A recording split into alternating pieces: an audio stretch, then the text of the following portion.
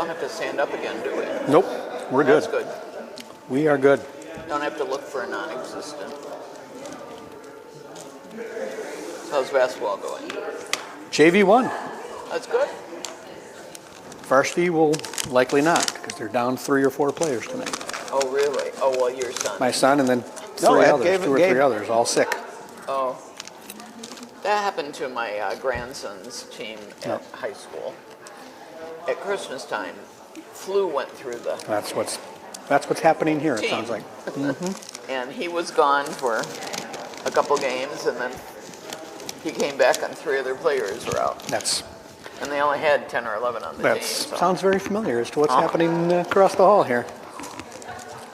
Who are they playing tonight? Faith Christian. Oh, that's too bad. No. I always like to beat them.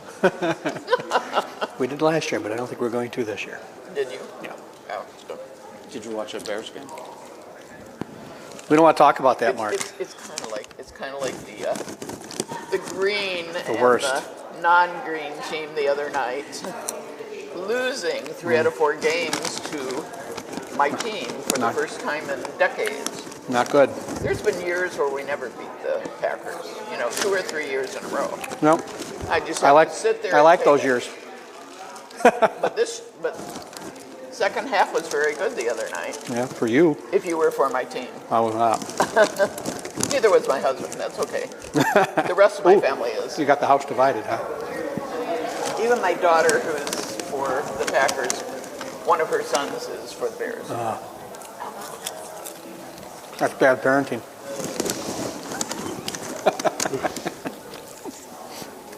Which I told her has to happen because she was born the year they won the Super Bowl. Which year was that? 94? 85. 85. It's been 40 years. 85, 86. She was born in November of 85, 40 years ago. And then they won in 86. But exactly. Good evening, everybody. Thank you guys for coming out. I'm going to call this meeting back to order. We actually had the pledge earlier and we're in closed session, but now we've returned to open session. And so we'll start with public comments. So if anybody wants to step up to the mic and address the board, now's the time to do that. Hearing no one, we'll move on to student representative or presentation. So welcome. Here's yours. Hi. Hello. I'm sure all of you already know me, but my name's Lauren Schnobel. I'm a senior, and I'm here to kind of update you on what's been going on from a student perspective. So before break, we had a student dress-up week. So it was holiday dress-up week. Along with that, we had candy cane sales. For the middle school student council did one for the middle school, and then the high school student council did one. Everyone really enjoys just buying a little treat, and it helps raise money to give back to the student body.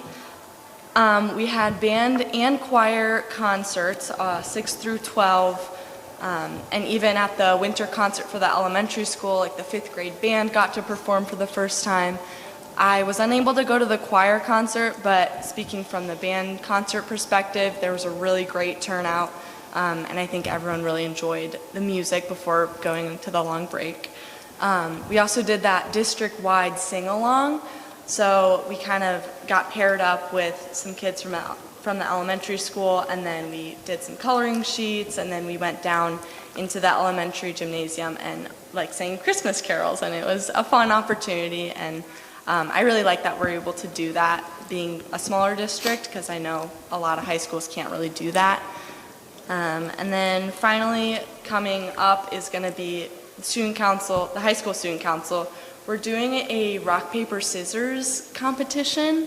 It's almost like a tournament, and it's the Friday before Snowball, the snowball dance, to kind of get everyone excited. And basically people play rock, paper, scissors with each other, and they have beads around their neck. So if you lose to someone, you have to give them their beads, and then it's kind of like the last one standing with all their beads wins, and they'll get a little prize. But just something kind of fun coming up to start the semester off. Very cool. So yeah, Sounds everything's fun. A lot of good. fun. Bears won, so Oh, careful. No more student reports going through. No, you can talk again. Are there any other questions or comments? Great job. All right, thank you so much. Thank you. With that, we'll move on to District Administrator. Dr. White, do you have anything? School Board Convention is January 22nd and 24th. I think as we know, Jack's unable to attend, and nobody else is. But I will be there. I will make sure I represent the district well. I think Des is also going for a few sessions. We started the tech coordinator interviews. We did the first round last Thursday, and we have a second round scheduled for this Wednesday. So hopefully we'll have a candidate selected and ready to go for board approval in February. We presented a proposal for a donation from the Lions Club for the middle school playground. We requested $50,000 to support that project, and the Lions Club did grant that request. We will be getting a thank you card out or message out to them, and then we will be planning basically a ribbon cutting celebration once we get to the completion and make sure the club is invited to send some representatives. Any questions for Dr. White? All right, next we have Athletic Director and Boosters. I know Hank is over there. Do you know of anything he wanted to add? I asked him, he said notes as presented, he has nothing to add. Okay, thank you. Moving on to PTO, parent teacher. They're not here this evening. So then we can move on to middle school, high school. Emily. All right, notes as presented. But I want to make sure that your attention is drawn to the middle school math team update. Darla Thiel, you would be so proud of us because not only did we do well, we did exceptionally well. We showed up, we performed. Our 7th and 8th grade math team took first place. And that means that in May, they will be going to the Mega Math Meet in Madison. These kids were thrilled. They came back, they were excited, the school was excited. Michael Valasek took first for 7th grade, Alex Ling second for 7th grade, and AJ Schultz first place for 6th grade. So like, super excited. Also big thanks to Mary Kavanaugh, our gifted and talented coordinator, and Beth Tadlock and Andrew Ohm for following through with all the practices. One other thing I want to draw your attention to, don't worry, keeping it short and sweet. First National Bank, many of you are aware in Williams Bay there's been some changes with the bank, but we're very thankful for Nayeli Esquivel, sorry if I butchered her last name, but Nayeli has been wonderful. I've been working with her since the change in the bank. And we were still trying to support the senior recognition. And so we were able to recognize 4 seniors for college and career readiness standards for September, October, November, and December. They received a gift card from the bank as well as a little shout out and certificate. So big thanks to the community. Thank you. Do you have any questions for me? No, great report. Thank you. Great. Thank you. Thank you. Moving on to the elementary. Allie. Good evening. Notes as presented. We had a little bit of fun along with some competitions and other awards, as you can see in the board notes. We also, our student council put on a candy cane sale, and we raised $269 towards end of the year fun activities. And our luncheon was still full of the snow people that were made with the 4K and 4th grade buddies that got together to do that. It's just a lot of fun and a lot of great things going on over at the elementary. Very good. Any questions? Awesome. Thank you. Yeah. Thank you very much. Moving on to special ed. Chris. Good evening. Holiday Help, huge success again this year. Big thanks to Mrs. Williamson, Mrs. Frank for putting this all together, and the team of elves that they have was just absolutely amazing. So we really do appreciate all of our local people that have come forward to help us with that. We couldn't do it without the help of the community, so thank you. The other thing I just want to point out here in my notes, we did have a quick change in our therapeutic partnerships with PSG. We had one of our therapists move away. We had a new therapist come in this past week. His name is Brennan. He'll be starting with us this coming week. I know I put in last week, but it was just a meet and greet this last week. So we look forward to their continued partnership, and we thank them for supporting our school district. Other than that, notes is presented. Any questions? No, thank you very much. Thank you. All right, then we have reports from the school board. This is the time of year where we have the election coming up. The ballot has been set, and we have two people on the ballot. We have Patrick Pyre as well as Darla Thiel, which means that Carolyn Nelson is not going to be running this year. We want to thank you for all your service to the district, 9 years on the school board. I don't know how many years you taught here, but you also were a parent and were involved in so many different ways. So thank you very much for all your service.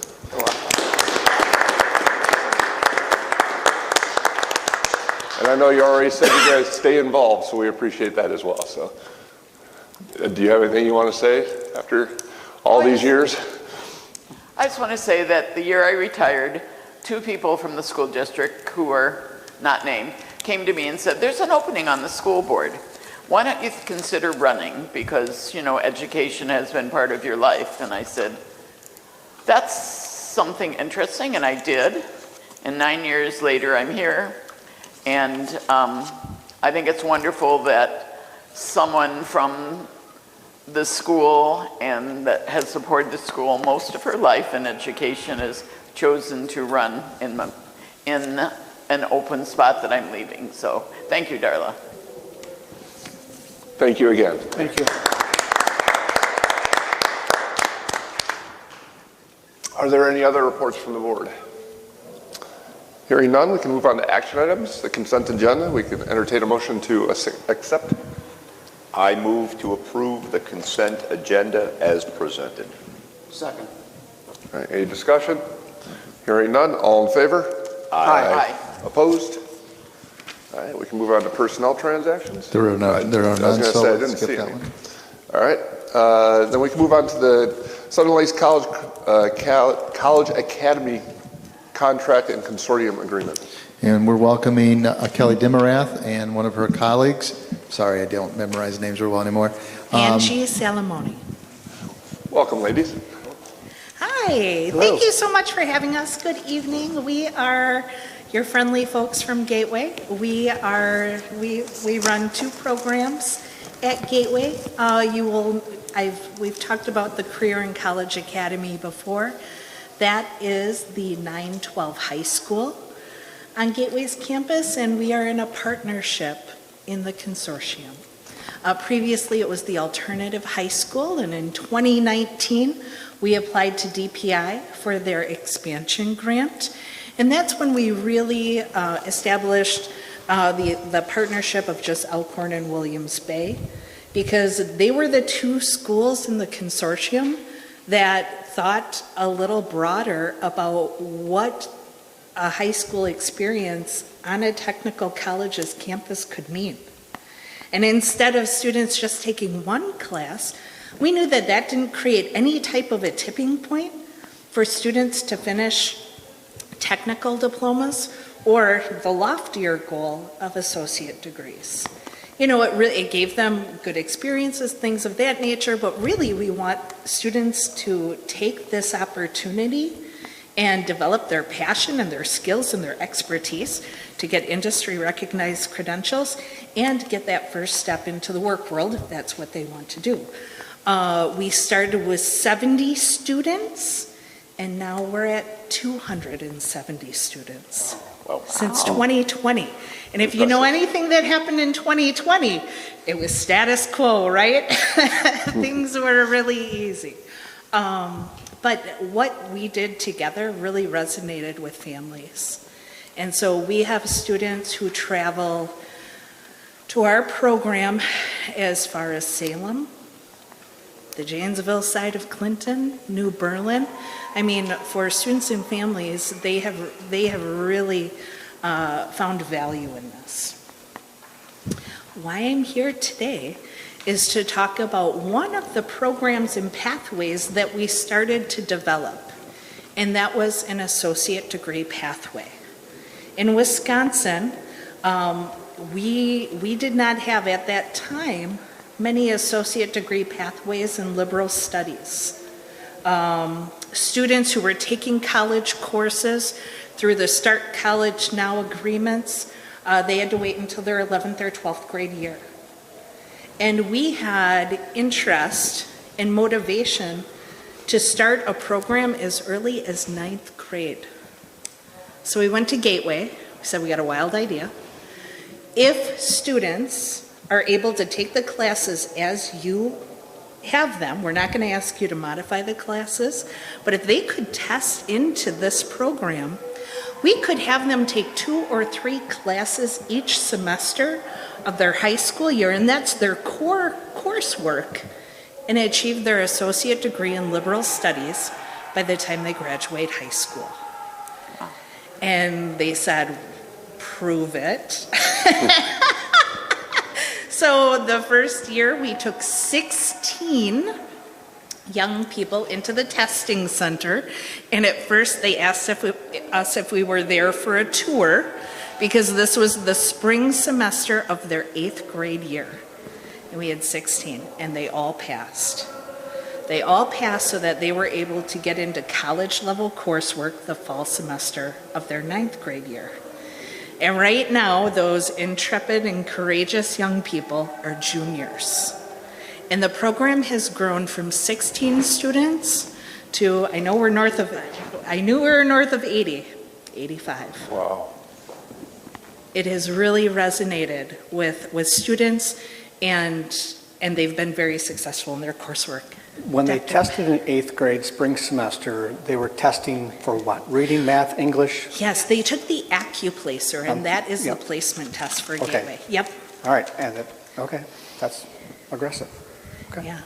So they were able to do that. And so this program has grown wings, and we want to see what else could be in store for it. However, it functions differently than the CCA. It was under the CCA umbrella, but they don't occupy the building that CCA is in. These students are in the north and south buildings. They have a different schedule. And the program really, the feedback from students and families is they want their own identity. So we went back to grant writing, because that is what's fun and exciting. And DPI said, yes, we will award you an implementation grant. So we have $1.1 million to establish a new charter school.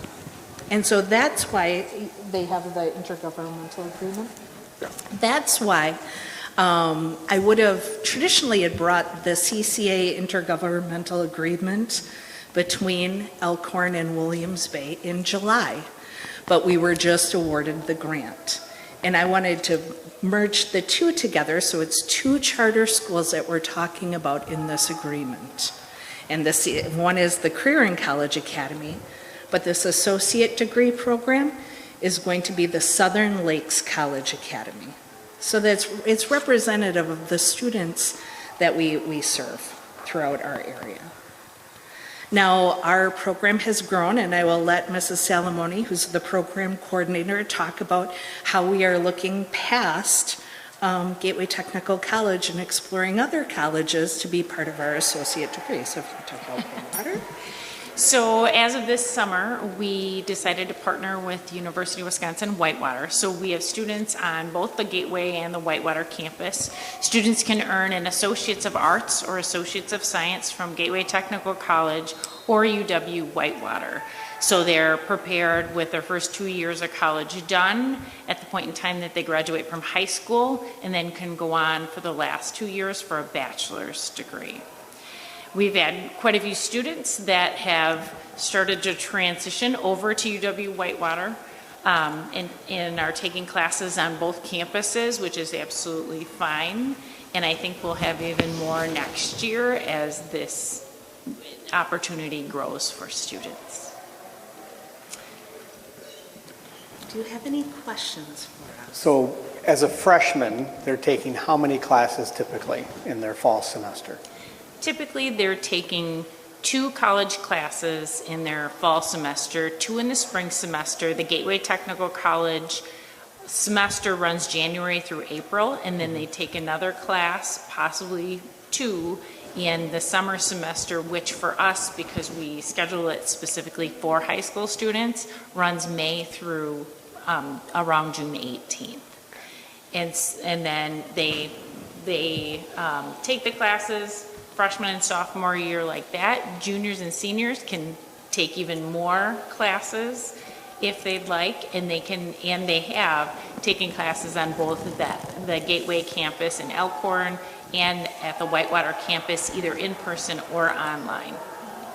And are they then dually enrolled here in the Bay, taking the opposite 2 or 3 classes, and all of those courses are transcripted here in the Bay and complete all graduation requirements? And you've got that all mapped out? Currently, we have 4 students participating in the program. As part of the grant, we got the van. I was going to ask the next question of how are we getting the freshmen to and from? The freshmen and sophomores will be transported via the van. Once they become juniors and seniors, they'll be responsible for their own transportation. What if they happen to be juniors and seniors and don't want to get their own transportation? Again, the van will probably be filled with the 9th and 10th graders. So we'll cross that bridge if we come to it, but really the expectation is they will. And is the district paying for those van costs? We pay for the gas, and we have one of our staff members driving the kids back and forth. So yes. And the funding for this is we're paying our percentage of our per pupil cost to Gateway and or UW Whitewater? Yes. Okay. This is part of the Start College Now program. There's also another, the early college credit program, which we do for the university. By state statute, we have to provide those opportunities to kids anyway. So those have always been there. We've always done this. But now it's really expanding and giving those kids more opportunity. Kids start here in the morning. They take some of their more elective courses, and then go over to Gateway where they're taking the math and English or whatever. General studies are. Okay. And we found the budget model for students taking college coursework provides a much bigger savings for our school partners of Elkhorn and Williams Bay, because we do not have to hire an anatomy and physiology teacher. We do not have to hire an English Comp 1 teacher, things of that nature. So by just paying the college credit, it represents a savings to both districts. We haven't seen that savings yet because we don't have that. Many students. Taken it, and you may not see that savings. But in the end, what I've always said is we want our kids to have every opportunity here. They can get it. They go to any of the bigger high schools. Ultimately, my mantra is I don't care if they go to Williams Bay. I want them to get what they could get in, Lake Forest, Illinois, or wherever. I want our kids to have all those opportunities. And did you say that when they're at Whitewater or Gateway, they're taking courses that are only that same cohort of types of students? They're not mixed in, or they are mixed in with the it 18, depends. 20, 24-year-old students at those Typically, the campuses? juniors and seniors. So, for example, we have juniors that are taking classes both at the Gateway campus in the cohort classes, which are close to adults, but they're taking classes at UW Whitewater. They are with the adults on campus.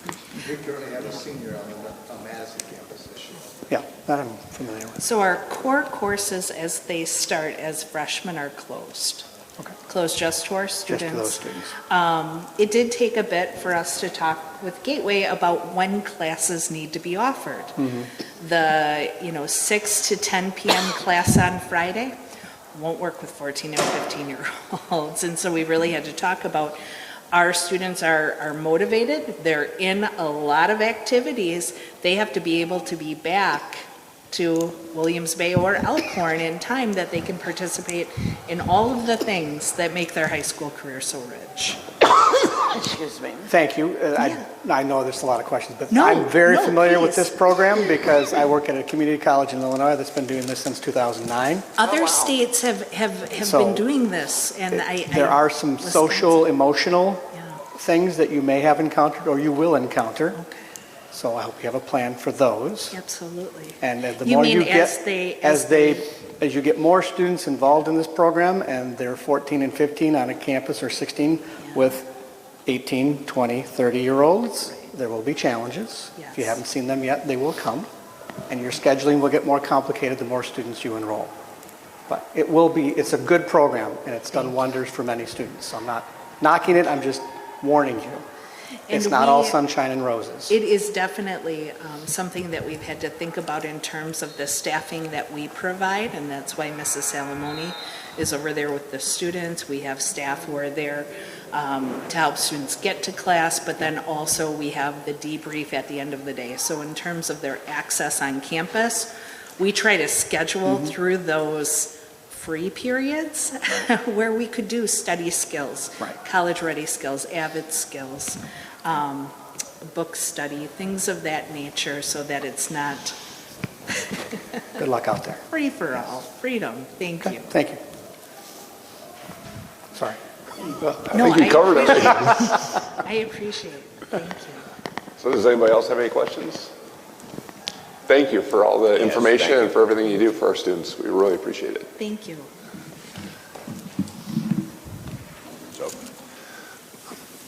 So I will entertain a motion regarding the agreement. Did you run this past your legal counsel to make sure that this is all good? I did not, because I know their attorney is also our attorney. And Okay. So we had to sign off that he could work with them, and so. That's just as well. I am not making the motion.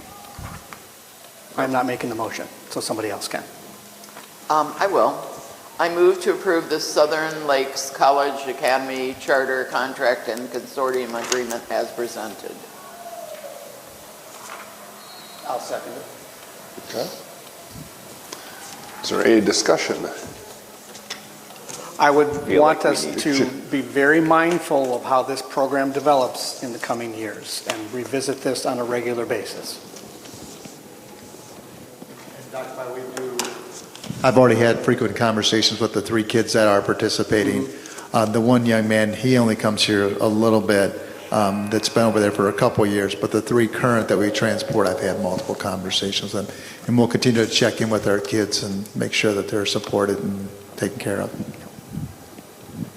So for me to understand, Yep. what are the concerns? You're familiar with the program. I'm not as familiar, so I just want to be educated. It's not concerns about the operation of the program or the goals of the program. It comes in with the daily lives of the students who may struggle with that transition, with the maturity, there may be times when the faculty at those institutions are pushing back against this type of program because they're like, why is this 14-year-old in my class? There will be families who decide later that this is not the right fit and makes complications for the employees that are managing the programs. There will be students that fail this program. And what happens when that student fails that program? If they fail the course there, do they fail the course here at the same time? And now they have to repeat and start over. There will be complications. It's a very good program. We graduate 240 students a year from this program at my college. It's a wonderful thing because they leave high school and college, and they actually walk across our stage 2 weeks before they walk across their high school stage. It's a great thing, and then they transfer very, very well and do very, very well. But there will be bumps. And I totally agree with you, and I think constantly paying attention to their mental health and social emotional well-being is important. Right. But a lot of the bumps that you're pointing out, we say day to day in our normal programs, which you probably do as well. Agreed. But again, it's important to be cognizant of those pitfalls that can occur and prepare to work those families and students through those pitfalls as they encounter them. And you're 100% correct, it's also trying to anticipate those, where those are, and give those kids proactive support as well. And I think we're pretty aware of that, and I can attest that Kelly and her people do a great job over there taking care of the kids. And they've been doing this now longer than we've been participating, really. So I'm confident in what they're doing, but again, we still need to be cognizant and constantly asking those questions and revisit it, and I appreciate those sentiments. All right. Is there any other discussion or comments? Hearing none? I do have one thing. Okay. Cognizant of what Dr. Pryor said, is it an all or nothing, meaning could we opt in where we only are doing 11th and 12th graders, or does it have to include the 9th and 10th grade? I mean, that might be an option, I don't know. That's how ours is set Yeah. up, actually. It's 11th and 12th graders only. So that would be your decision. However, the reason why we made it 9 through 12 is because we had students before this program was adopted trying to get the associate degree. And to get the associate degree, that's 63 college credits. And to compress that into the 11th and 12th grade year, That was a bigger proposition than we wanted in terms of these are motivated students, they're involved in many things, and we didn't want this to run their life. But what we did find is that we could allot some of these classes and think critically about which classes are developmentally appropriate and skill level appropriate for students in 9th and 10th grade to have. And so that's why it's kind of the go slow to go fast mentality. In that first semester, they're not taking English Comp 1, even if they have tested into it. We worked with the chair of the English department or the communications department, and she said, you know what they really need? They need intro to college writing. It might be a pre-college class, but that sets them up to then be able to tackle speech and English Comp 1 in successive semesters. And so I do agree with you in terms of it's not an open free-for-all, it's a curated pathway for students, but it's because we looked at students who are trying to get the associate degree and cramming it into 2 years, and that didn't make for happy, healthy kids. And I think that's what we're in it for all of our kids, but especially our motivated high flyers. We want to make sure that they get the high school experience that they are looking for. And that's why if students decide in 11th and 12th grade, we can show them what that pathway would be. It's a significant amount of credits. And so by starting early, we can space that out so it's achievable and it's not as stressful. So I'm hearing why 9th and 10th? I'm not really hearing the answer though. So is it all or nothing? It's not. Students still come in 11th and 12th grade. We just have to have that conversation with them. If you are really in this to get an associate degree, your schedule's They would have to be full-time as a junior and senior at Gateway or Whitewater instead of part-time for 4 years. And we as a district could restrict that and say we only want our 10th, 11th, and 12th graders participate. That's a district call. Okay. But because state law only really requires the 10th and the 11th and 12th graders to really be in that Start College Now program. But the bottom line is, I don't want to take opportunities from kids. There are kids that warrant and need those opportunities, and we expanded those. I think if we have kids, we will always have kids that take a program or a class they're not prepared and ready for. I've seen it for AP this, AP that, where kids shouldn't be in it.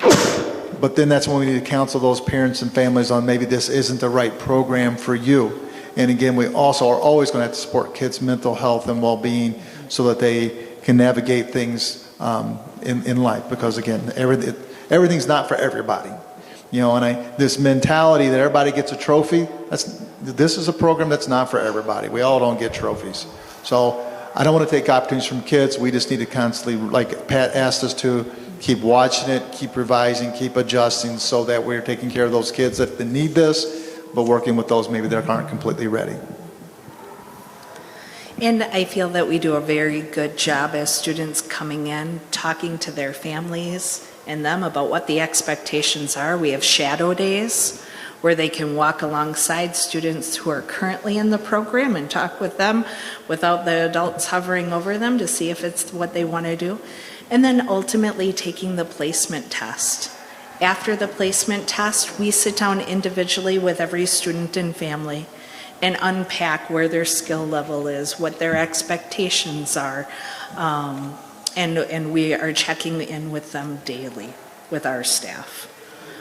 They either begin or end every day with our staff.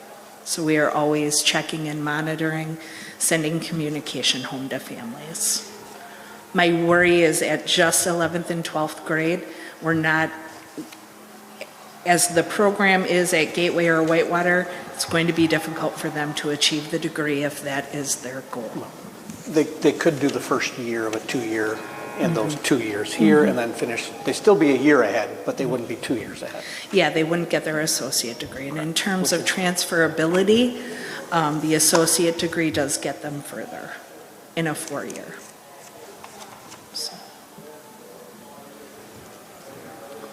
Any other questions? All right. Hearing none, we'll go to the vote. All in favor? Aye. Opposed? All right. Thank you very much. Thank you. I really appreciate the care for your students and wanting to make sure that we examine all aspects. I really do appreciate it. Thank you. Thanks. We can move on to the calendars. We're going to look at the 26-27 school year calendar. Again, this was shared out with the board in the December meeting. It was shared out with staff in November, and it has stayed it stayed constant since those sharings. So we have the 2-week Christmas break, our traditional Thanksgiving break. First day of school would be September 1st, and the last day for students is the 4th of June. For the middle and high school students. The last day for elementary is the 3rd. I move to approve the 2026-2027 school year calendar as presented. Second. Is there any discussion? All right, all in favor?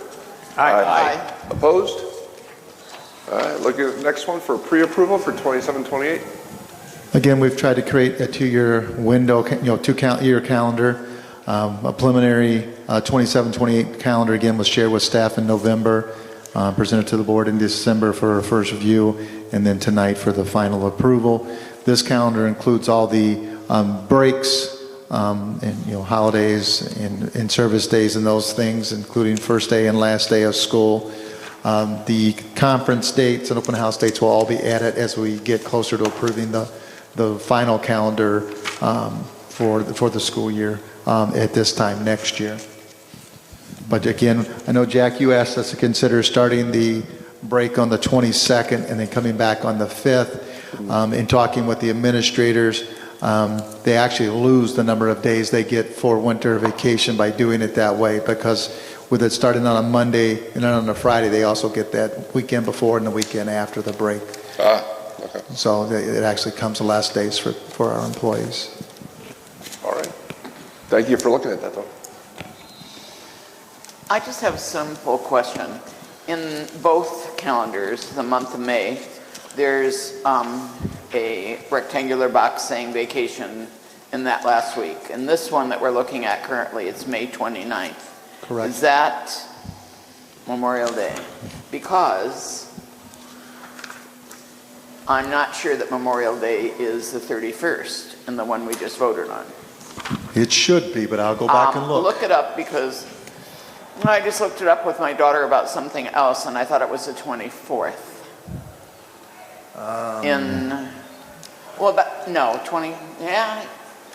and look. 26. If you could just check on that. I will for check on it us. and make sure that those are accurate. For some reason, they're not. The 29th it might According be, to but Google, I it's the 31st. thought it was always the fourth Monday.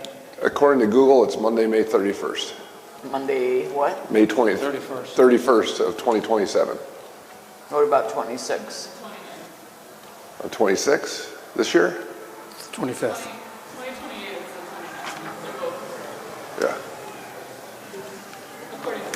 Because we're looking at May 2027 and May of 2028 for Memorial Day. I know that's the one we're on, but the one we just voted on. Is May of 2027, and Jack's saying, Google's saying it's the 31st, which I believe is correct. On what we just approved It's is May correct. 31st. It's the 31st, Okay. and on here it shows as the 31st, so it is correct. Oh, okay, that's fine. Yep, Thank you. absolutely. Yep, you're correct. So I'll entertain a motion to pre-approve 27, 27-28. Yep. I move to approve the preliminary 2027-2028 school year calendar as presented. Second. Any other discussion or comments? All in favor? Aye. Aye. Opposed? All right. We're going to move on to the enrollment caps for 26-27. All right, by state statute, we need to establish our enrollment caps by this meeting, and that's what we're presenting here tonight. I'm recommending at 4K that we cap that at 36 students. I think the biggest discussion is 5K. Right now, I've got it down as 54 students. We're going to come back and like to talk about that. At first grade, second grade, we have it at 39 students. Third grade, 57. Fourth grade, 39. Well, I think I messed up on that. Fifth grade, 42. Sixth grade, 50. Seventh grade, 50. Eighth grade, 50. And then for the 4K to 12 speech, 55. And the multi-categorical, 60. Actually, that should be, instead of 39, those should be 38s. The numbers should be even and not odd, except for the third grade. So drop that to 38, 38. For first, second, and fourth. For first and second, 38 and 38, and for fourth, 38. That way those class sizes are even. Third is 3 sections, so that should be an odd number. So 57 is correct. The discussion really is at 5K. Currently, we have 39 kids at that grade level. If we cap it at 40, that would put us at 2 sections and leave us in better shape financially from a budgetary standpoint. If we go to the 54, then we'll have a 3rd section there. It won't be a major issue unless for some reason we end up having to add a 3rd section of 4K, and then we're in really difficult budget situation with those numbers, because essentially we'd be adding an additional position that was never in the budget when we did the referendum, and it's not currently in the budget. So that would create an issue. So I know from previous discussions with the board, we typically want to let the growth occur. That's why I put 54 in the recommendation, but I am very, very cautious and want us to really think about, should we just cap it at 40, see what the applications look like, and if we really have enough to get us up around that 45, then we consider, changing, increasing that cap later on. Right, because we can go up, we can't go down. Correct. We went up last year after the applications all came in May, increased those caps. We could do that again. So I would ask us to consider capping that at 40 so we can watch that number and see where it goes. It's just more fiscally responsible doing it that way. I know our 5K teachers will not like having 20 kids in a classroom. So again, that's hence where you might want to go to 54 and try to get to those 3 sections. But from a fiscal standpoint, having a 3rd section there could be problematic. Traditionally, we've had, 18 is our limit in K? 5K? Correct. We've run it 18 to 1 in the 5K and 4K classrooms. This would put us at 20 to 1 if they go to 20. Go to 40. They're already at 39. Right. So you have a 20 and 19 already. Yeah. Remember that group right now is in 3 groups. There are 3 sections for that 4K, and you walk in and it's evident that those are very small groups. So we need the motion first and then discuss. Yeah. Yeah, normally, but we don't strictly adhere to Robert's rules. So if you want to have a discussion before the motion, that's fine too. Because really the motion is going to be by grade level. Correct. So we might as well have the discussion ahead of time before we just go through the roll call. So if there's something you want to bring up now. No, but if I'm understanding correctly, that to set the limit for 5K at 40, knowing that we can realize growth as opposed to setting it at 54, that seems to make sense. Right. Then we have no options. Yeah, if we set it at 54 now and we end up with 40, we're paying for 3 teachers. Correct. Or 41. Yeah. 41, right. Yeah. But if we set it at 40 and we realize we get to May, we might have an opportunity to add another section. Yeah, I think if you, like I said, it's set at 54 and we end up with, 43 kids, there is no way we're going to 2 sections because that will blow up on us. Yeah. It just will not make our families and our employees happy. It's stretching a little bit going to 20 in each classroom, but we can find ways to, to maybe support them, but we'll see. But again, I'm real cautious that, we'll get that number that's really going to make it worth our fiscal. All right. I'm good to make the motion if you I guys think do. All right. So I just, move- oh, go just so ahead. I'm clear on the numbers, Ed, so you're going, so 4K would be 36. Yep, 5K would be 40. yep. Then Versus 38, 38, 57, 38, 42, 50. 50. Okay. 50, yep. We're gonna have the same person make the motion and the second, so it's easier to record who did what. You could do it all at once, just read them all straight down. Oh, can you, okay. Yep. I was just, yeah. I have a question. Yep. First, second, and fourth, you want to change down from your proposed 39 down to 38, whereas Yeah, let me just confirm that. this year, some of those grades were capped at 40. Why are you going down to 38? The teachers think 40 is, I mean, you didn't really get 40. Because I'm moving back to what we traditionally have done. You know, typically traditionally that cap at first grade was 18 to 1, which would be the 36. So by going up to 38, we're actually increasing that to 19 to 1, which gives us a little bit of room for growth, but it doesn't, I think, overexert what we've typically have done. So I'm trying to ride that line between our traditional caps. Does that make sense? Until you get to fourth. Yeah. And then we had current enrollment this year of 42, and we had it capped at 40. Was that because? Just because of the numbers and the number of applicants that we ended up with in the open enrollment window. Some of those, you have to recall that some of the current caps were increased because of the numbers of kids that applied, and we felt like we needed to allow those kids to come in. But so they're above what we usually had set. So if we vote on them at 38, whoever votes on them next, when you get the enrollment in May or whenever it is that you get it, that group could choose to make those 40. Correct. Okay, thank you for answering. Yeah, I'm just trying to respect our teachers and what they typically have requested in the past as well. I move to set the open enrollment cap for the 2026-2027 school year at the following levels: 4K 36 students, 5K 40 students, first 38 students, second 38 students, third 57 students, fourth 38 students, fifth 42 students, sixth 50 students, seventh 50 students, eighth 50 students, 4K to 12 speech 55 students, and 4K to 12 multi-categorical 60 students. Second. Any further discussion on the open enrollment caps?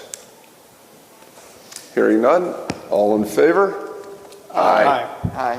Opposed? All right. And then we're going to move on to the library plan for the next 3 years.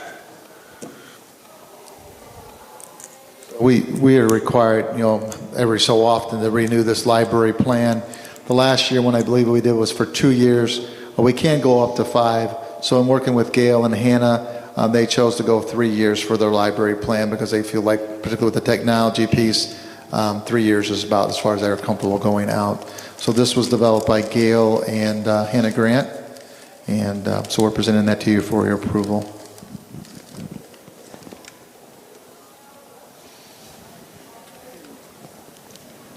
I'll entertain a motion to accept. I move to approve the 2026 through 2029 district library plan as presented. Second. All right. Any discussion? Hearing none, all in favor? Aye. Aye. Opposed? All right, and then looking to increase the long-term sub pay. So this year we've had, a few more long-term subs than we typically have. We've got at this point 1, 2, 3 this year. Really struggling because the 3 in second semester, we had 1 in first semester. It's really struggling to find people to fill those roles, particularly one of the middle school ones. As we were trying to hire certain candidates, they were asking for more money.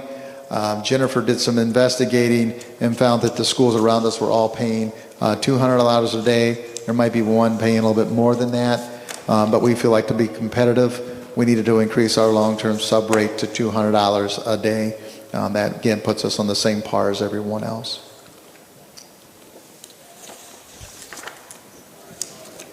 I move to approve increasing the long-term substitute teacher daily rate to $200 per day. Second. Any discussion? When does that take effect?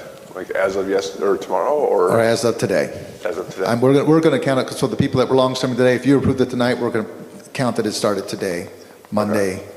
We're not making it retroactive to whenever they started their long-term sub? No. Okay. Just want a clarification. We did discuss that. Just to be consistent, we're going to start it as of the day the board approved it. Okay. Any other discussion? Hearing none. All in favor? Aye. Aye. Opposed? All right, moving on to discussion items, capitalization and depreciation policy. This is a policy that the auditors asked us to put in place. Basically outlines how we handle the capitalization and depreciation of equipment and property. This is a first reading. Does anyone have any questions or comments regarding the Makes sense. exciting read there with it? All right, if there's no question about that, we can move on to the next policy, which has to do with free admissions for senior citizens with the activity pass. So policy 653 we've had in place to provide a senior citizen activities pass so they could come to basketball games and those things. It was suggested that we add it so that those individuals could also use that pass to access the fitness center. I think that's a good idea, so we added that. They could use that to access the fitness center during community hours. I think that's an excellent idea. Yep, I agree. Great idea. Not a senior yet, but at some point. I think I'm closer than you, but and that was Hank's idea, so I'm going to give him credit for that. Excellent. Are there any Rapidly questions? approaching. Any questions or comments regarding that? Nope. Our next policy has to do with the use of the fitness center. And that just aligns the two policies, so it aligns 830.2 to 653, and basically says that, you know, senior citizens age 60 or older who live in the community have the senior pass, and they could use a free use of the fitness center. So it just aligns the two policies. Excellent. Yep. I'm assuming there's no discussion on that since it all goes together. And then last discussion topic has to do with the use of the Fund 80 for the 3-year-old play area. So we've been looking at building a play area for our 3-year-olds. We were originally going to go out and solicit donations for that. To be truthful, at one point, Mrs. Frederick had suggested we use Fund 80. I don't know if I was not listening well or just poo-pooed her idea, but we continued down the path I was on, which was to go out and fundraise for it. At some point, halfway down the path, she's like, "Did you hear me suggest that we should use this?" And I'm like, "Well, huh." So I had her ask the accountant if we could use it because we have a large sum of money that was collected many years ago from Fund 80 for the baseball diamond, and they were told we couldn't build a baseball diamond using them as funds. So we do have money in Fund 80 to do this project, and the accountant said that is acceptable by standards. So we are going to put together a proposal for the board to use Fund 80 to build that play area instead of going out and soliciting donations, since the taxpayers have already provided that money and it would be an appropriate use of that money. So just bringing that to you before we put it out on the table to see if there's any questions or concerns with that. Do you have an estimate of what your total might be for just that section, the 3-year-old? At the original thing with the play equipment and the fence and those things, we were looking, I believe, right around $68,000. Now that we're potentially using Fund 80, we may add a few things to it that might increase the cost. One of the particular pieces we're looking at is the surface on the ground, of whether to put a rubberized surface so that the play area is more usable during inclement days for those kids. So we'll see how much that rubberized surface is instead of putting in wood chips. So it might go up. Well, it will go up if we go that direction. Any questions for Dr. White or for Jennifer?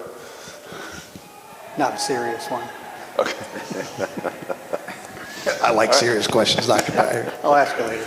All right, well, if there's no other comments on that, that's it for discussion items, so we'll take public comments. If anybody wants to address the board, here's another chance for you to step up to the mic. Seeing no one, I'll take a motion to adjourn. Motion to adjourn. Second. All right, thank you, everybody. Have a safe night out there. Enjoy the basketball game if you head over there. I was going to see if the senior citizens can use the third grade play area. The surface is nice and soft. He wants a senior citizen play area.